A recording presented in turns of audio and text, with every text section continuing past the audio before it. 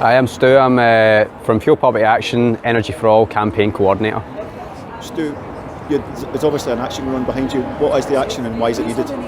Well, we're in front of Scottish Power HQ. They're one of the big 5 energy companies in the UK. We've seen the average household energy bill double in the past year since last winter. There's going to be millions of people who've fallen into fuel poverty who are going to be unable to heat their homes or feed themselves this winter. We're calling for Energy for All, which is a universal free band of energy to meet people's basic needs like heating, lighting and cooking. Through that, we could end fuel poverty in this country, have radical action, and we could also do it without costing people a fortune. It could be done, paid for by these companies through windfall taxes, through ending public subsidies, and also through higher tariffs on excessive use, which we see most commonly among the rich as well. Got the whole world's future in their hands and the people are taking it back. I'm Emma Brown, and I'm part of Just Stop Oil. And I'm supporting Fuel Poverty Action today. So we're here today because our energy system is completely broken.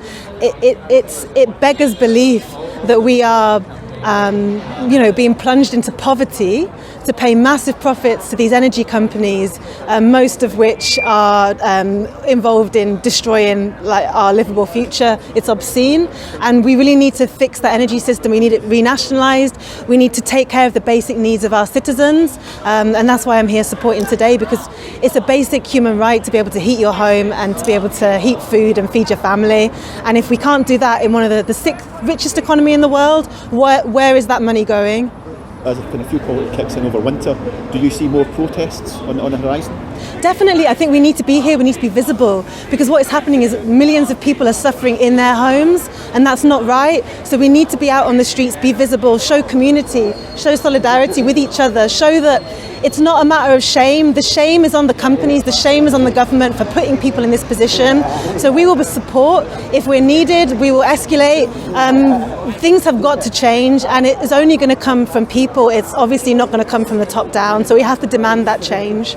What do we want? People power! When do we want it? Now! What do we want? People power! When do we want it? Now! Mike, why have you come to the protest today? I've come to the protest today because the Tories are basically putting millions of people into fuel poverty right at a time just before winter. There's a massive health crisis at the moment. The people are going to be getting cold in their houses, can have a massive impact on health. They'll be living in mouldy accommodation, as we've witnessed with the young boy dying a few weeks ago in Rochdale. People are really on the breadline at the moment, and food banks are having real difficulties because there's so many people queuing up at them. And I think at some point people are going to be taken to the streets more and more. Free energy! For all! Free energy! For all! People over profit! My name's Scott, he's here and there. I work in architecture and built environment. I'm here as part of a broad coalition of groups. Personally, I'm from the Architects Climate Action Network, and I'm here because the way people are having to pay extortionate energy bills whilst companies like Scottish Power make insane profits is just unjust, and it's a political choice. This is not inevitable. This should never have happened. Our homes should not be as energy inefficient as they are. Our building regulations are not guaranteeing new homes are fit for purpose to be warm enough for people during what is a climate emergency as much as a cost of survival crisis. What do you think the government could do? What the government could do basically tomorrow could be to redirect all fossil fuel subsidies into giving energy for all as demanded by Fuel Poverty Action, or into a just transition fueled by retrofitting all of our homes street by street, neighbourhood by neighbourhood, and making sure that not only do we have warm homes, but people have good jobs for life. My message would be give the money back. The money you are making is not yours fairly. You are profiteering off of people's suffering. Winter has now become unsurvivable for millions of people. Give the money back. Stronger by the hour. Stronger by the hour.